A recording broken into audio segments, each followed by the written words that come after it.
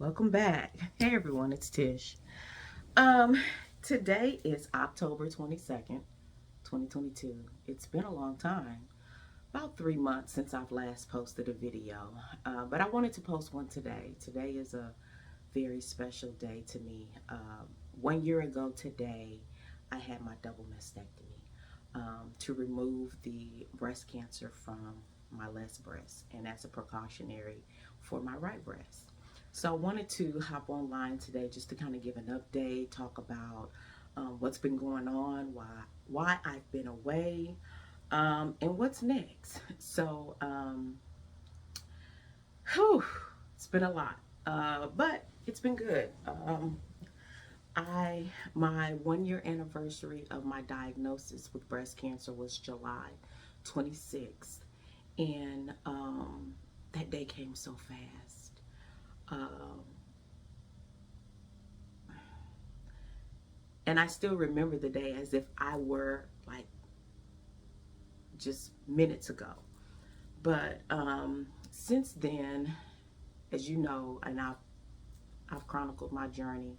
I've had since my initial diagnosis in last July. I had the double mastectomy October 22nd, which was a year ago today.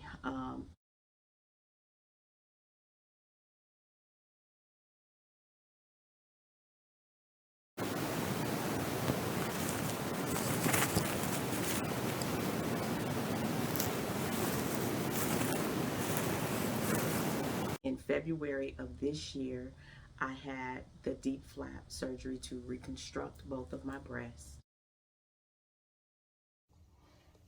Hi YouTube, it's Tish. Today is February 23rd, and it is officially 1 week post-op. I am here in my bathroom about to wind down for the night. Just wanted to check in, say hello to everyone. I'm doing okay. I am about to strip my 4 drains. I actually came home Sunday. They removed 2 of the drains Sunday before I came home, so I actually had 6 drains.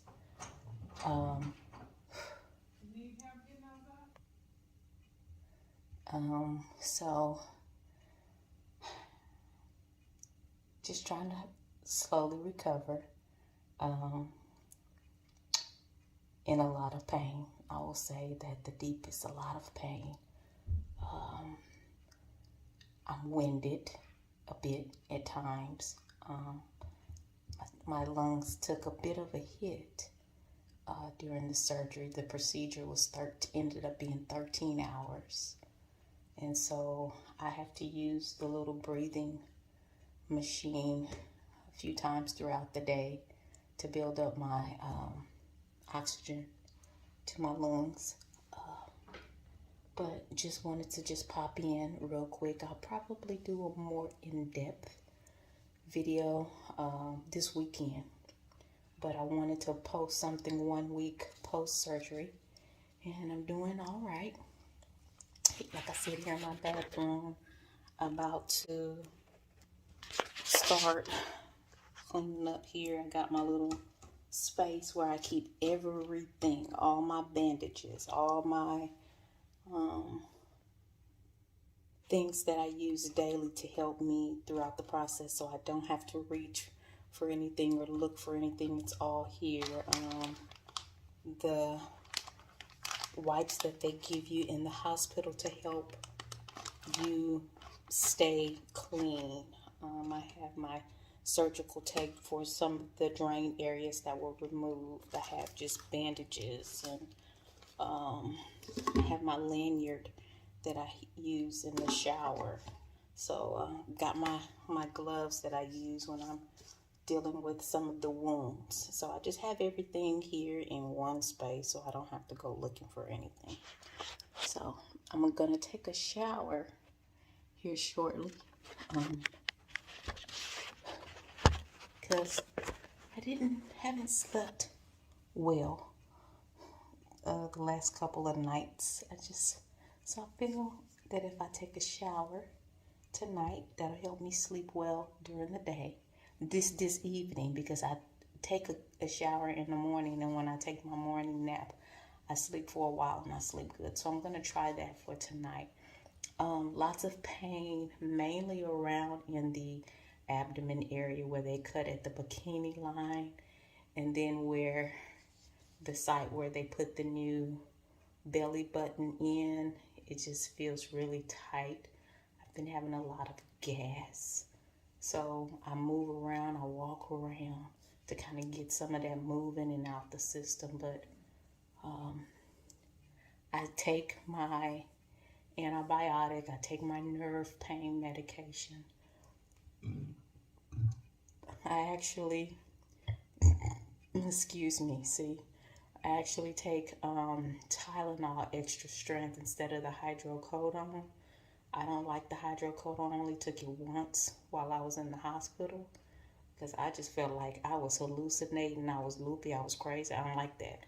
So I just pushed through the pain and just took more. Now I'm taking Tylenol and that helps. I take that 3 times a day. But I'm doing good, so I'm here, and that's the blessing in all of this. But just wanted to just pop in 1 week post surgery, and I have my follow-up tomorrow. Hopefully 2 of these drains will come out, and we'll just take it from there. But I'll see you this weekend. That was February 16th.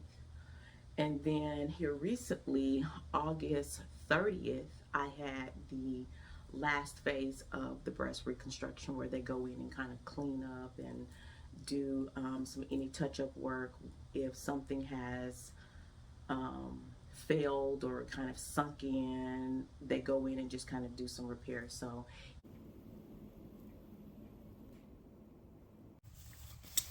good morning, everyone. It's Tish.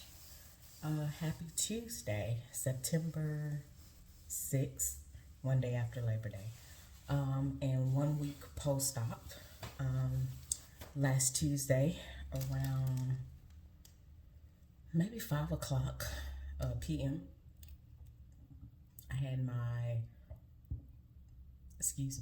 second part of my reconstruction. So I've been recovering from that since then. I didn't spend the night in the hospital. I could have, but I just chose to go ahead and go home. Recovery's been fine.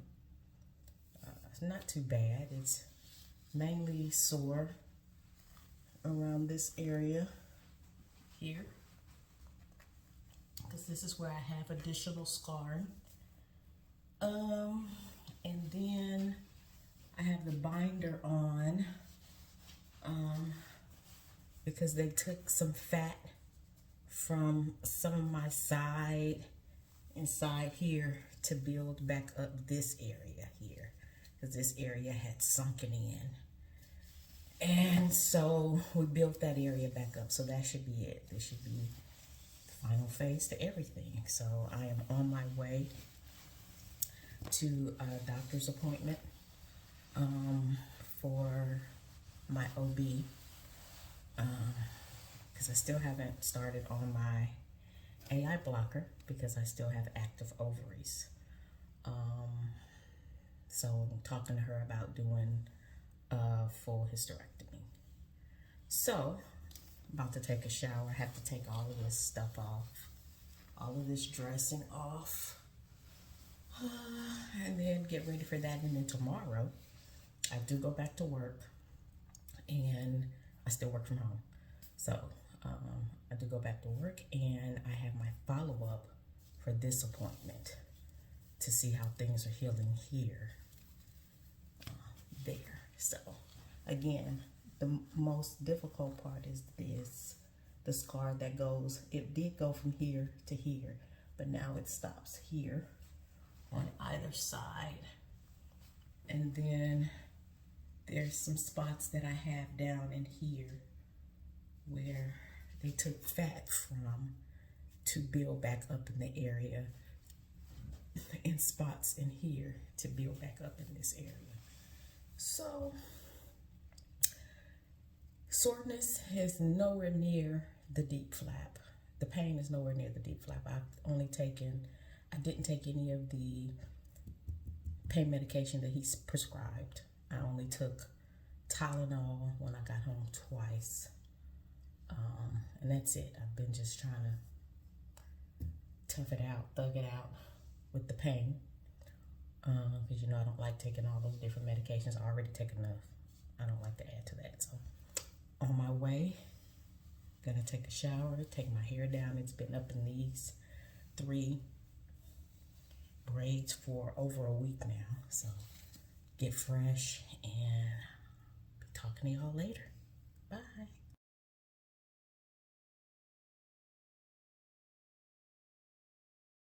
He did that. I had like a slope in my breast where they kind of started settling in. The tissue from my stomach where he took it started settling in. So he took a little bit more tissue from my lower sides and kind of built those areas back up. He removed a portion of fat here and portion of fat here. So I have scars that run from here to here and scars that run from here to here. I decided not to have the nipple rebuilt because it wasn't going to serve any purpose. It was more so an aesthetic thing just to have it appear that I have a nipple. So I just decided to just keep the breast in the shape of the breast but not try and recreate it. I probably won't even get a 3D tattoo of an areola or nipple. I'll just probably leave it as it is because I think I've settled into that and it is what it is. I don't want to try and recreate something to look like something when it's, I mean, I've kind of moved on from it. I've been a year now without actual breasts that have feeling and things of that nature. So I don't think I'm gonna try and create the illusion of it. I think I'm past it.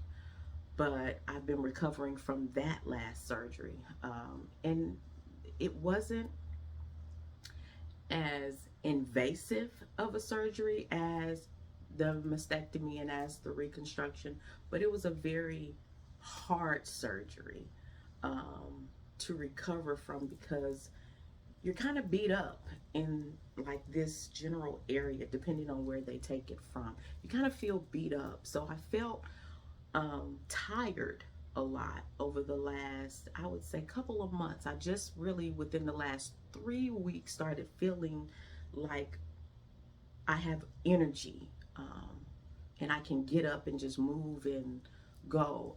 I recently was released from his restrictions. So for a while, from the surgery in August up until 2 weeks ago, actually, I couldn't lift anything over 5 pounds.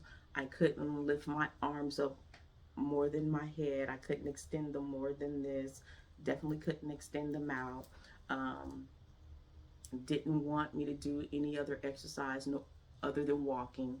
So I've been released from that. I can lift as much as I want, move as much as I want. So I've been doing a virtual physical therapy through my company to work on building back up the strength of my arms and chest and shoulders because I've lost all strength. Like it's difficult for me to pick things up and hold them for a while. I feel very weak.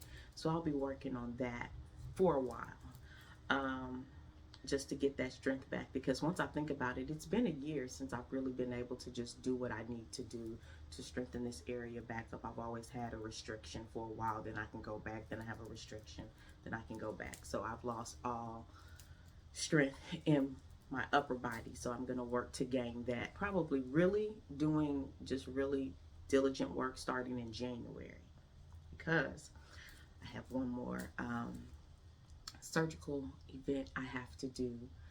And I think that is what will kind of close this chapter of the breast cancer journey and I guess start on another path because I have to have a full hysterectomy um, in November. I have to have the reason I have to have the hysterectomy is because the tamoxifen that I was taking was one of the reasons why I had blood clots in my leg. So I can't take that any longer. So they have to switch me to another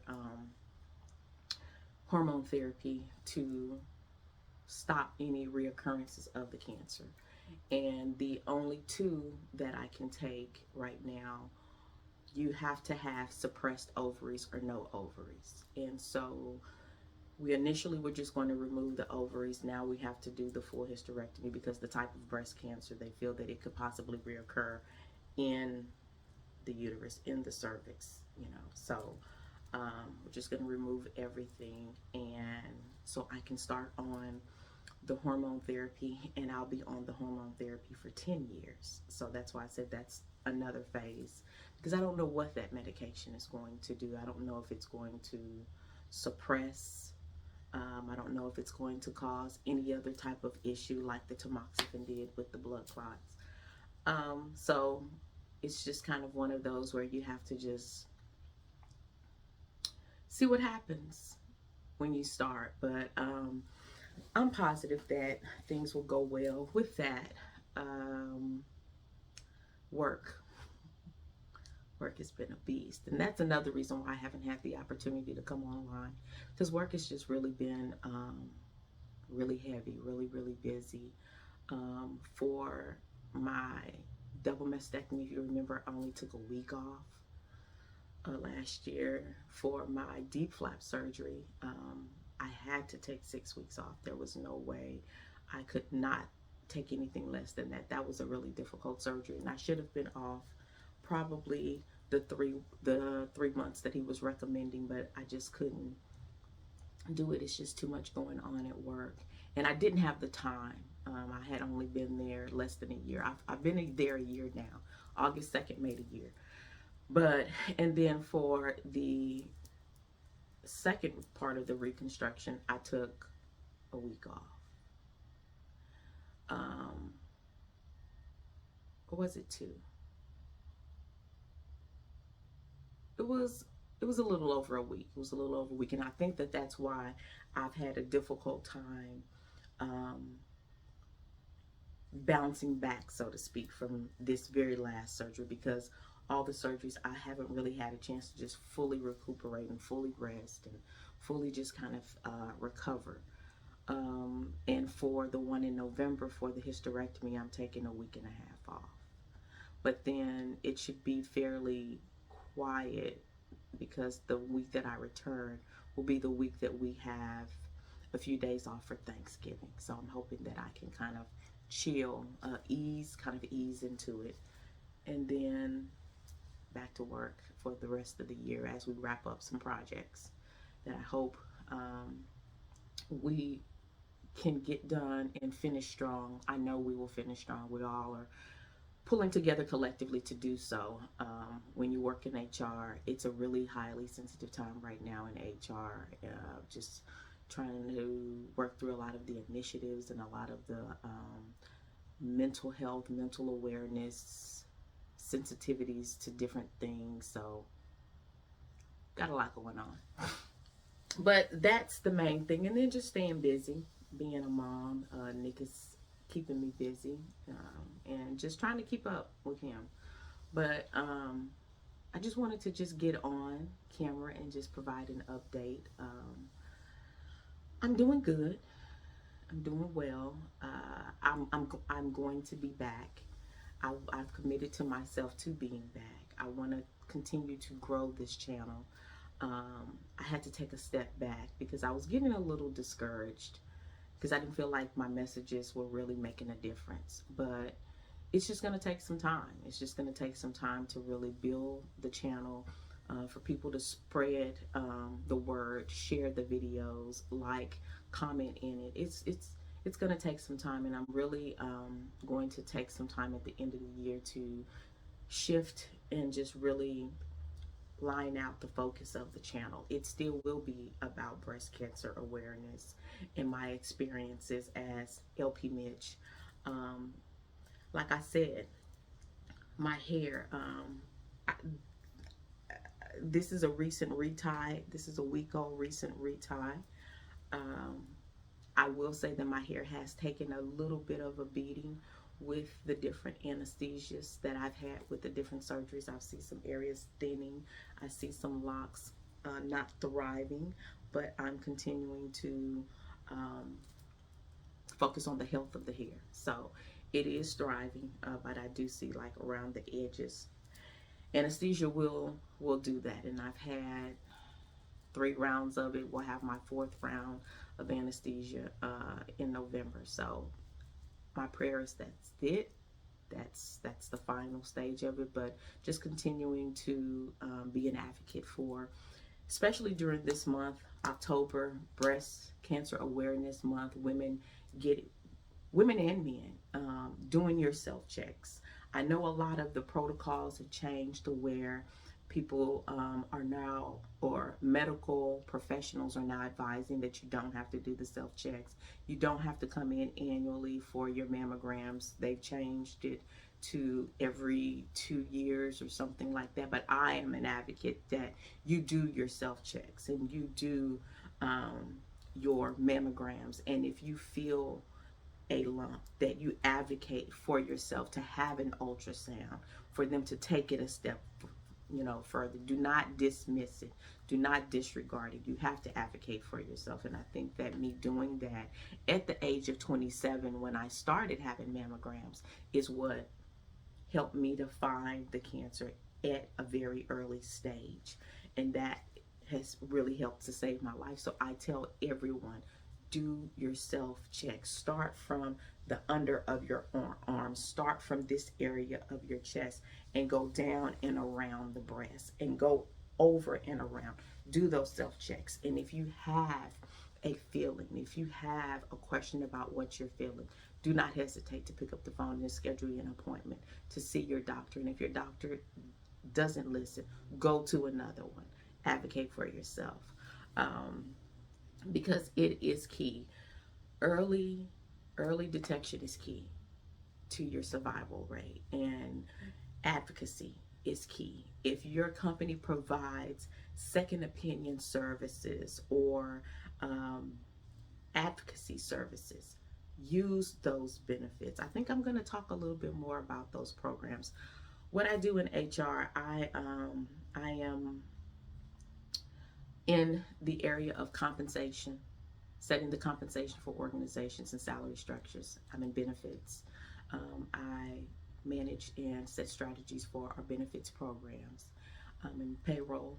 I oversee the payroll system and process teams, and then HRIS. So I'm in a total reward space.